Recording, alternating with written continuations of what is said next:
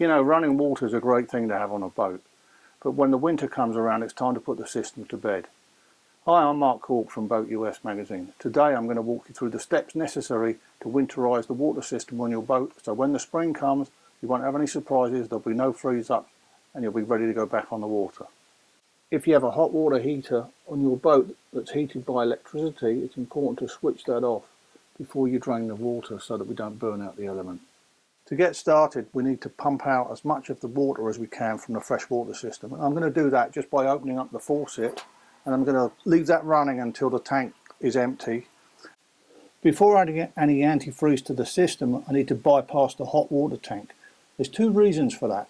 One is we drain all the water out to make sure that there's nothing in there that can freeze, and secondly, because this is a 12-gallon tank and I bypass that, I don't have to fill this up with antifreeze to winterize the system.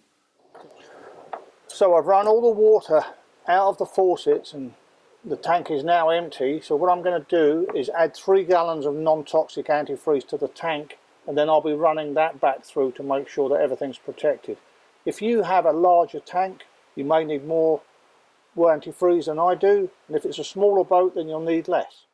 Some tanks will have some water remaining in them even after you've pumped them out. So make sure that you put enough antifreeze in there that any water remaining won't dilute the antifreeze too much. So this is the 3rd gallon. So once this is in, I'm going to put the cover back on the tank and we can go inside and run it through the faucets to protect the system. Once I get pink antifreeze coming out of the faucet, I know that the system's winterized. If you have an ice maker or any other equipment on the boat that uses the freshwater system, ensure that this is winterized in accordance with the manufacturer's instructions.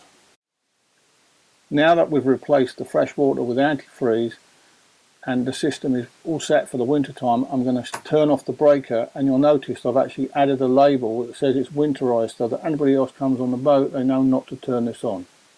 Now that I've winterized the system, all I have to do come the spring will be just flush it out with fresh water and I'll be good to go. Thank you for watching, and if you've got any comments we'd love to hear them. Also, for more tips, techniques and information, go to boatus.com/magazine.